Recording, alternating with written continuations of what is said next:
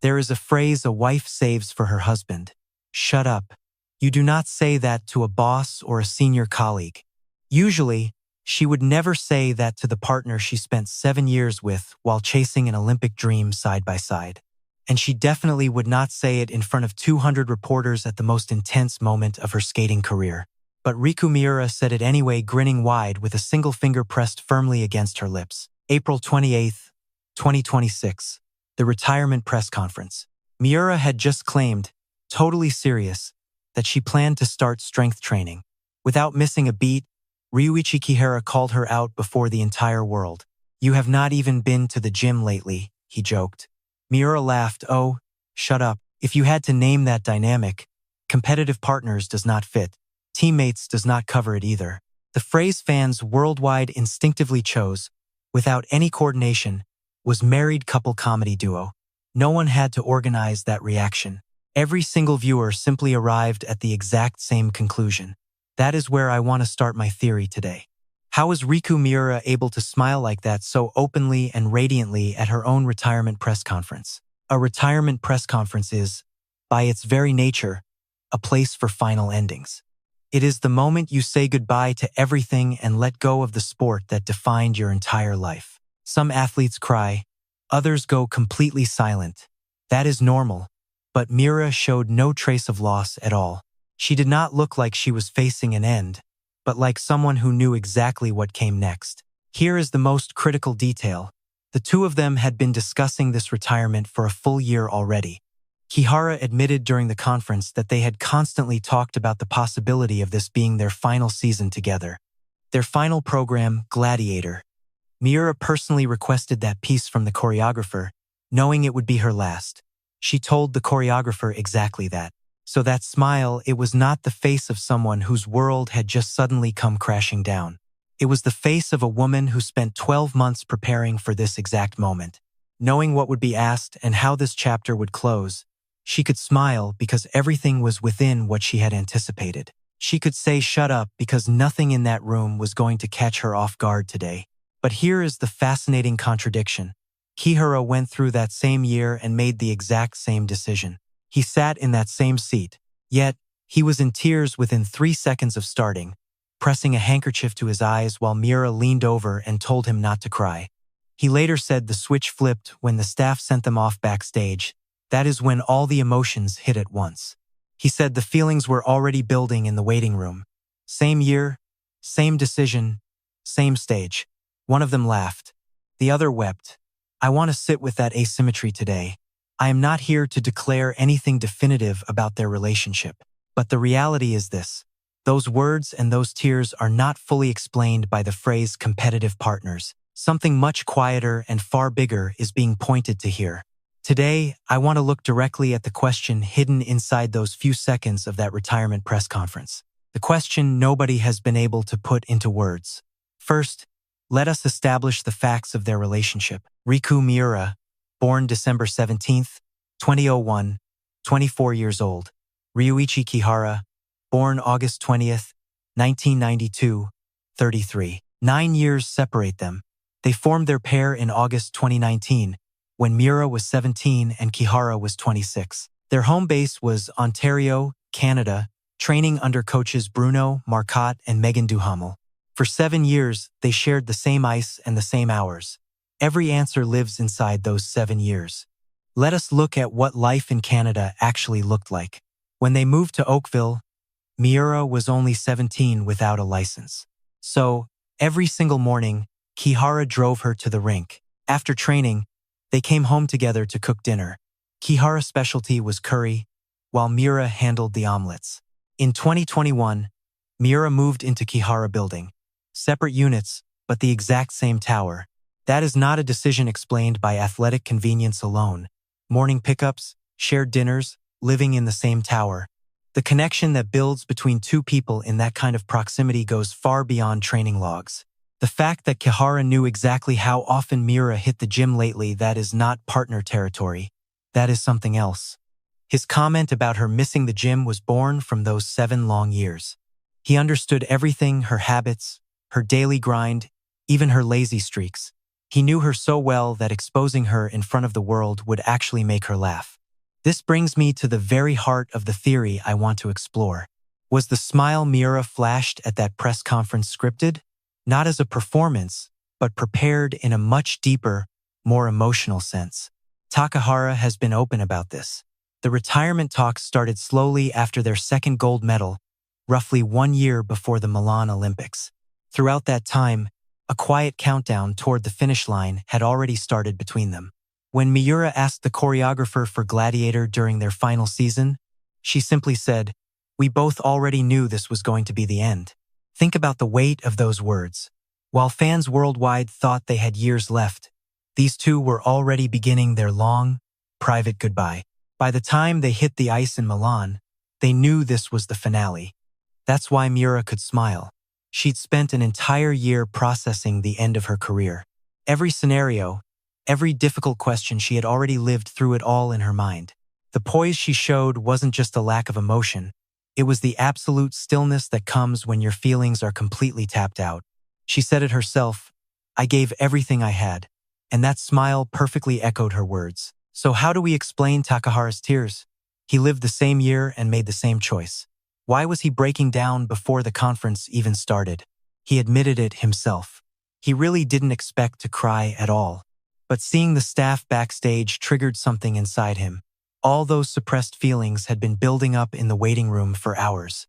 He was ready, yet his body reacted before his mind could regain any control. This highlights a massive difference in their roles. Miura spent this final season as the Rock, the one who held everything together.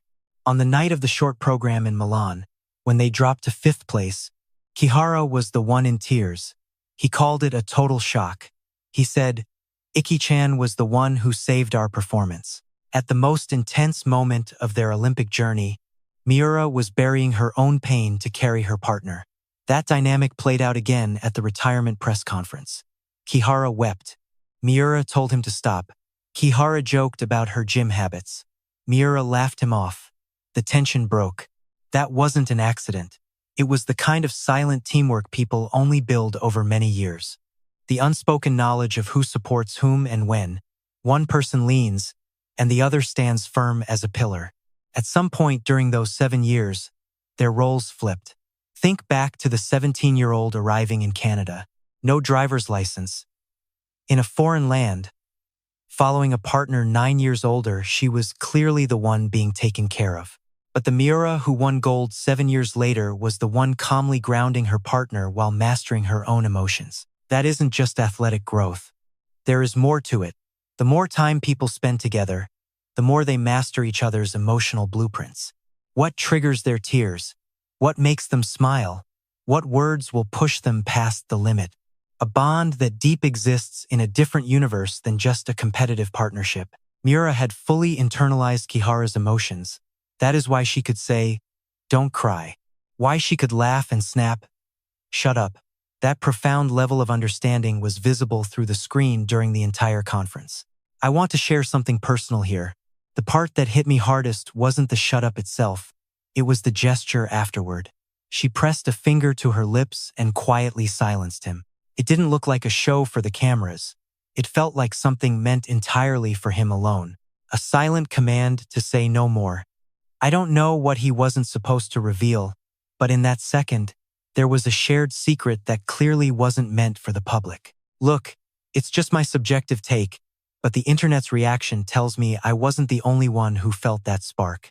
The history of Riku and Ryuichi as figure skaters is fully documented in the record books. But something that statistics will never capture was burned into the final seconds of that press conference. Next, I'll explore why Kihara cried and why Miura kept on smiling. We'll see why saying thank you for skating with me means more than any trophy ever could.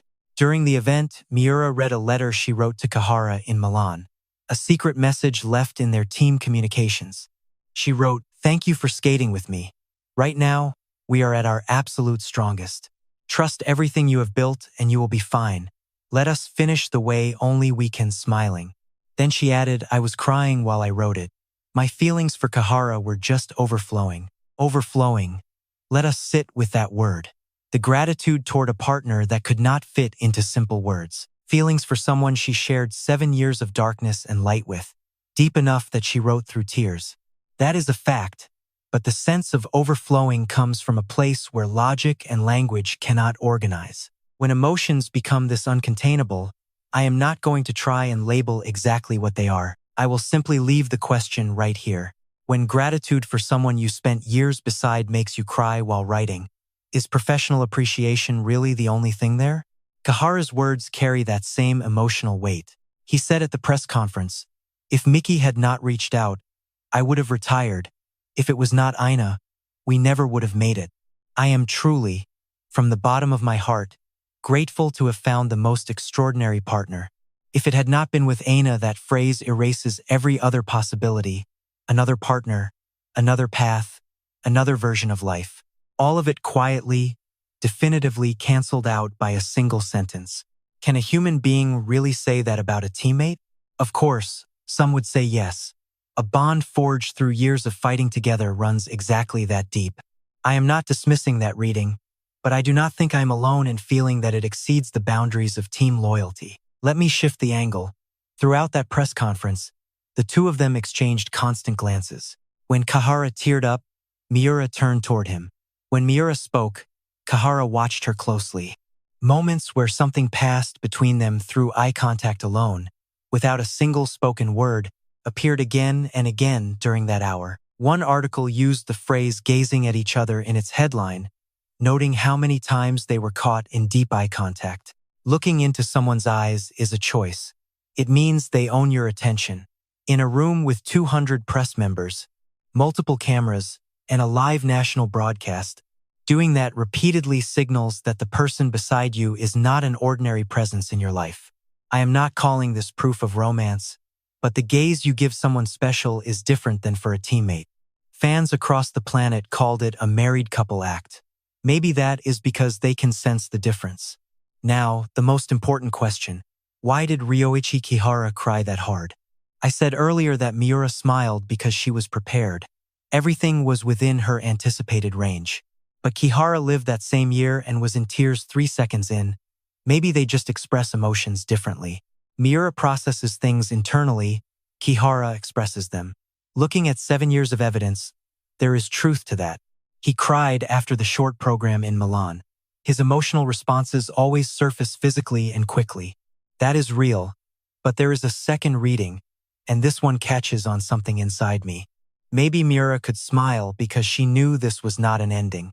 Even if the competition stops, something between them continues. She was confident enough in that future to walk into the room with the face of a new beginning. Kihara may have felt it differently. Maybe he was mourning the loss of the structure where all of their shared time lived. The morning drives, the evening dinners, the countless moments on the ice. All of that existed because they were a pair, and that world was disappearing. So he wept not just for a retirement, but for something more personal and private.